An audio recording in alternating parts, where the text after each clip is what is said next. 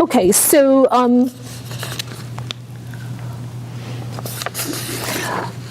in the next section, which I'm going to just talk briefly, is that the performance history of the 1920s covers both the cities, the obvious one like Havana, Victoria, Vancouver, San Francisco, or some more remote, like, gold rush cities, village that still has big Chinese population, like Oroville in in California, or Edmonton in Canada. And it still also covers certain kind of a harbor, like Cuba's Shenfugos and Canada's Cumberland. They still, put on opera performance during the 1920s. So in the forgotten corners of these cities and villages, today you can still find traces of, unknown newspaper clippings or drums that were played during that time, or yellowed photos. Okay, all right. So I thought, with me being here, I love to share the music, which I can do in my book. So I'm going back to Li Xuefang. I was talking about how important she was as a singer, and I'm going to use the Shanghai newspaper to show her particular significance. These are paper. So this paper is called Shenbao. It's a newspaper that's most important in Shanghai, and it record a lot of cultural activities and such in there. And so with this, you can see some of how she had captured people's attention during how popular she was. And here is another thing that I want to just mention briefly. You wonder why Shanghai, why not Hong Kong, why not Guangzhou, right? So I consider Shanghai as a kind of midway between Cantonese-speaking, cities and the United States. And the reason is because there's a large Cantonese domestic immigrant in Shanghai. And because there's such a large number of Cantonese immigrants in Shanghai, they have, very powerful department store owners, lots of things. Theater is also one of them, okay? So these troupes will go there to perform. However, just like in North America, their audience is not limited to Cantonese-speaking Chinese. Non-Cantonese speaking Chinese also attend their performance precisely because how beautiful some of these performances. So this is Shenbao, and this is a front page of this newspaper, and you can see that her name is kind of in there as a benefit performance. It's not as obvious. But this one, as you will see, is advertisement. And this is her advertisement for when she visited the second time. And this is also yet another advertisement. You can see how prominent on this theater's page that her advertisement was placed. She's just considered to be one of the most important player. And for those of you who know about Peking opera, Mei Lan Fang. And Mei Lan Fang and Li Xuefang were considered to be kind of a counterpart, although if you ask Mei Lan Fang, he probably would not agree. But the society, the public discourse, trying to compare them, trying to put them on the same pedestal in comparison. And you can see why Li Xuefang become my obsession. So this is her again, and this is advertisement for her record. Okay. So I'm going to talk a little bit about the opera lyric. Okay.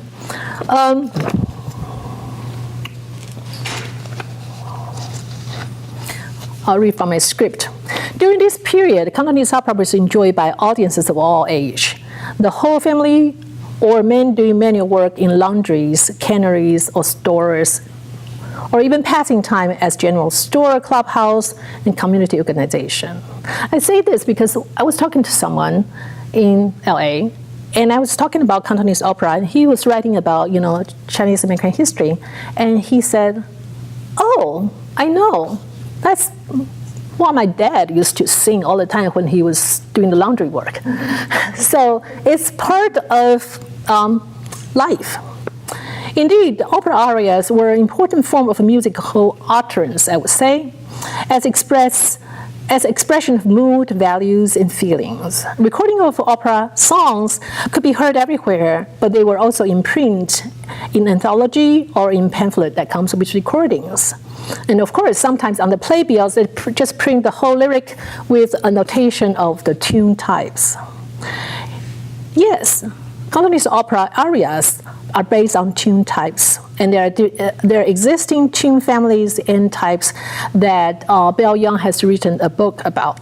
So here I'm only going to talk about one. As an introduction to this sound world, we will consider an immensely popular aria of the 1920s, and that's Li Xuefang's Shilin Jita from a story called Madame Whitesnake. It is a famous example of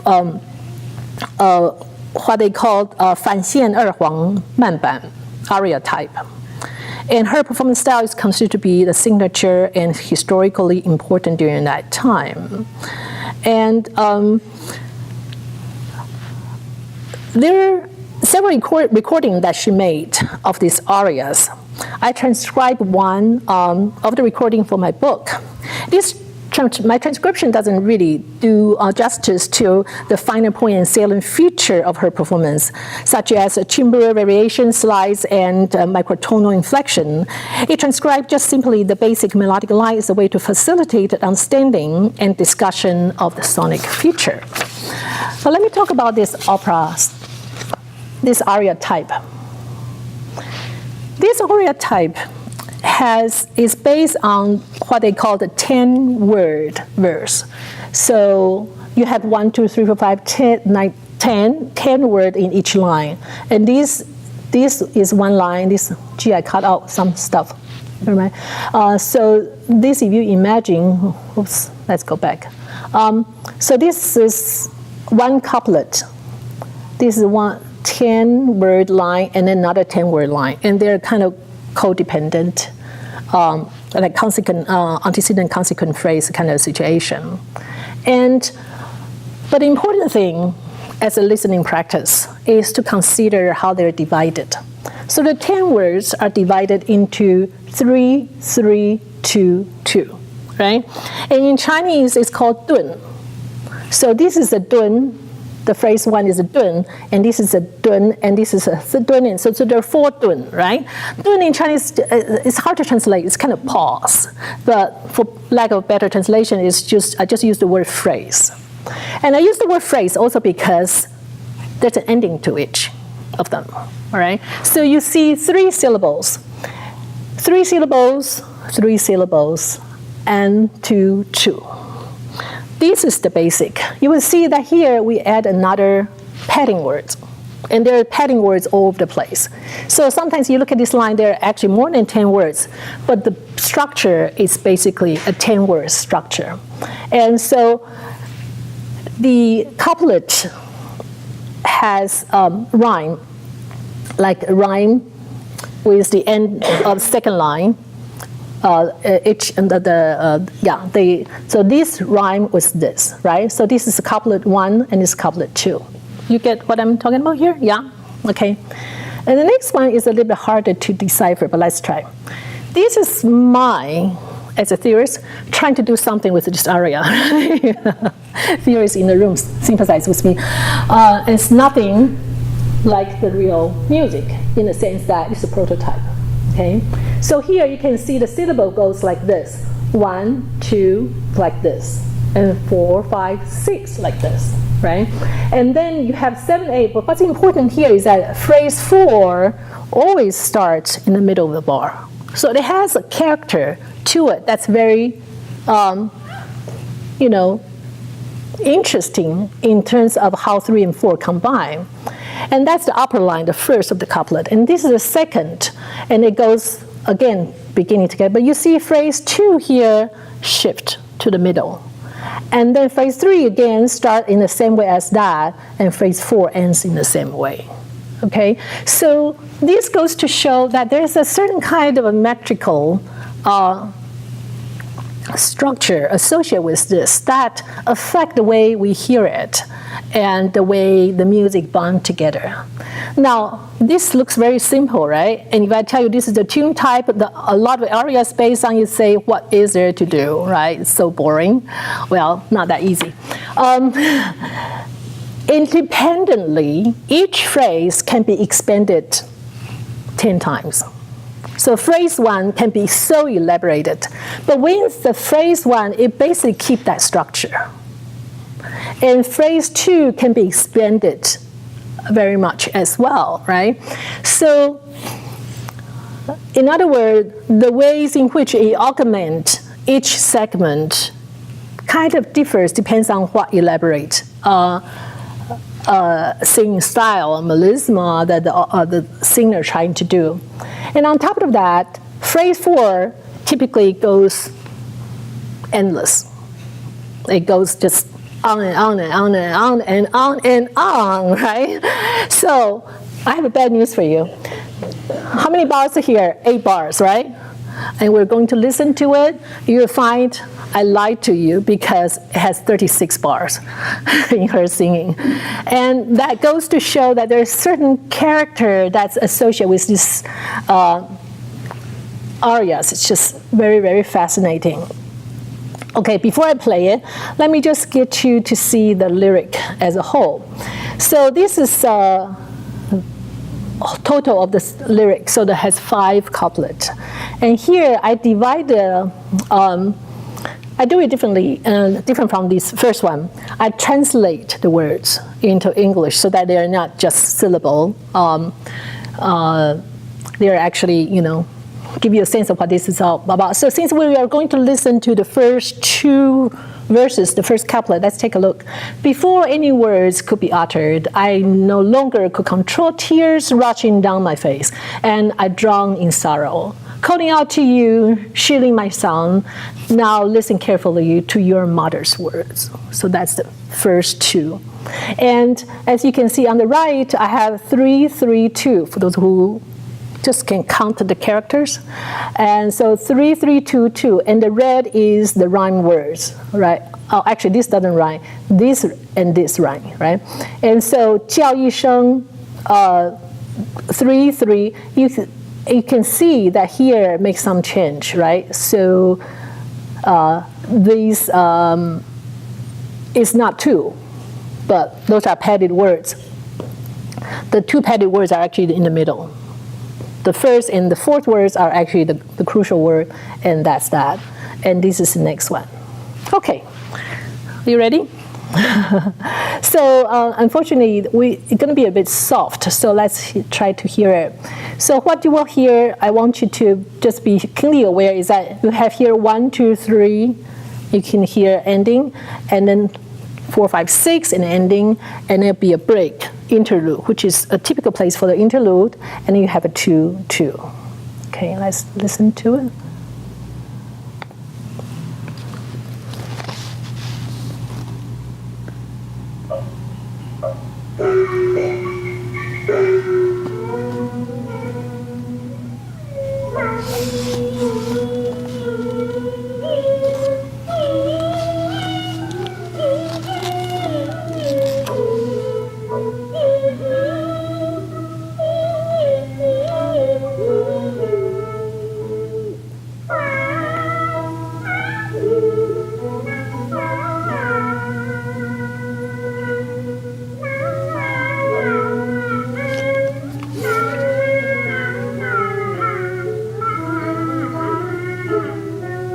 Because that's the first 3, right? The second 3.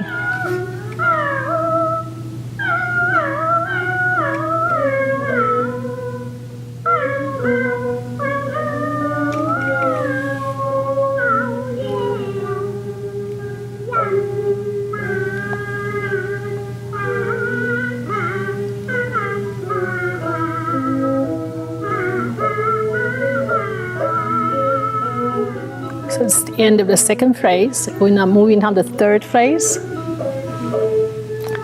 The third phrase is the only one that really follows the structure we talk about.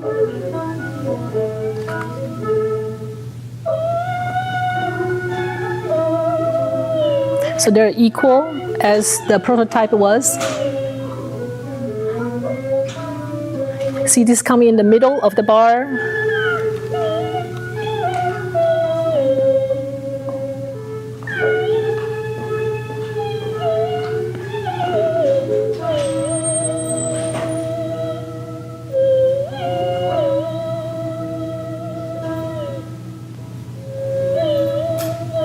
You can tell it's a lot more to come, right?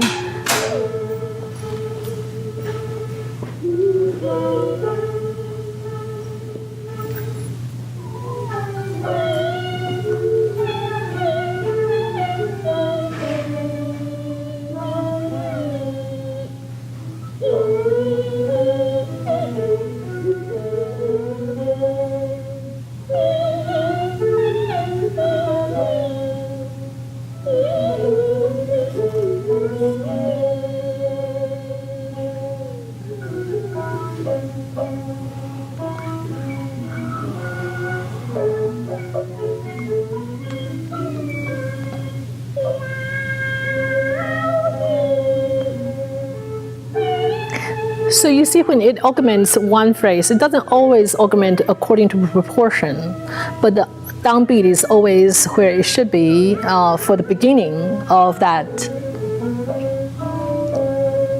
So this is the second phrase that I was talking about, right? The second phrase in the second line comes in the mid-bar, which is different from the first line.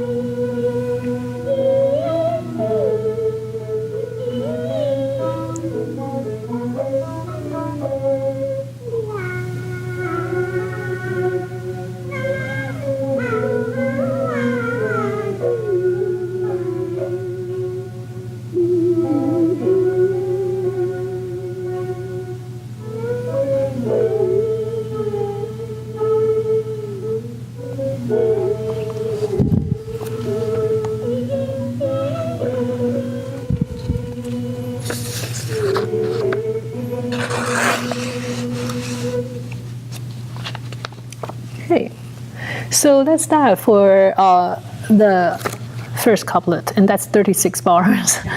And I find it very enjoyable to listen to, even though I didn't come to Cantonese opera knowing it already. And you can tell that with this voice, why it was so popular, and why so many second-generation Chinese American young women identify with her as well. I read a narrative about a woman, by a woman who lived on top of Cantonese opera theaters in San Francisco, because she was the owner's, remote relatives, and then she totally identified with the singing and everything about. And in writing about Cantonese opera, to me, it's not just the theater operation that's important, it's the daily life and how it has become part of what they see themselves and they enjoy. And in my field work in San Francisco, I run across many touching interviews. So one of the person told me this story about how she was listening to one of these opera, which is, heart-wrenching and so on and so forth, and she was crying. She was mesmerized, she cried, she was just distraught by this totally absorbed emotion. And she climbed onto the stage edge, and the performers, the actress, the prima donna, finished singing, stepped down, and look at her and say, "Silly girl, it's just a story." It was just lovely. And then there's another narrative account by a writer that talks about how he was brought by his mother to the theaters all the time. And he was little, he had to stand on a stool to watch, right? And then he looked at it so excitedly that he forgot that he needed to pee, right? So he wasn't able to hold it, and then, he was so like bumping up and down with the triumphant moves of the warrior on stage. And it was, even the candy was melt like in his hand, and his mother just couldn't, go over there, don't hear me. And in scrapbook, I found young Chinese American women collect all these playbills and cut them out, all the pictures laid beautifully on page. And what's most interesting is that all the operas were printed on the newspaper were also taped on this page, with each one that she probably had heard checked. She's waiting to hear every single one of them. So I say this to say that this is not just remote history, textual and everything. It's lively. It's part of their important part of social memory. And in authors such as Kingston, what's her name, Maxine Hong Kingston, or David Henry Hwang, their stories, their novels, their plays are just full of operatic kind of influences, either as a metaphor or as actual a plot. So it's very complicated in that way. So anyways, with this shared operatic world, Chinese communities and network of close-knit family kinship in North America were connected in their sonic culture, despite being geographically dispersed.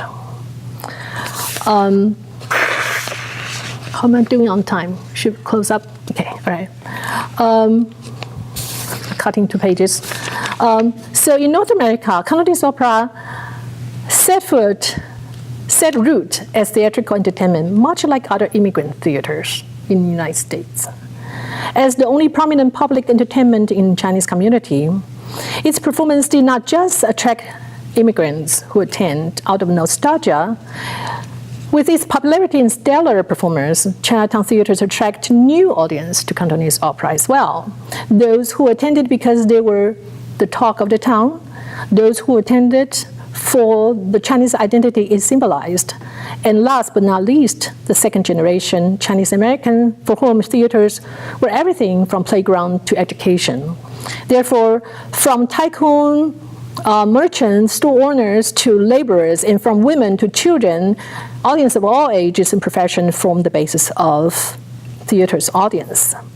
And they are, of course, very important part of the urban scenes as well. So you have composers such like Henry Cowell, Lou Harrison, John Cage, who adopt practices from Chinatown theaters.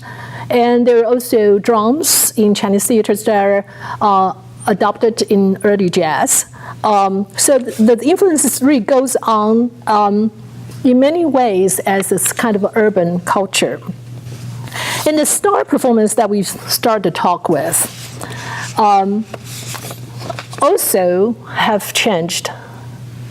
These are 2 pictures of the performance going back en route to China. You can see their hairstyle and their necklace, and this is a token of appreciation from the community, their gold. And so with extraordinary glamour, by the end of the 1920s, Chinatown theaters in North America have become well-oiled machine of trans-Pacific operation, incorporating the steady flow of professional talent from China into the local cultural milieu. Greater variety in repertoire result from the growth in new titles and the decrease in classic titles.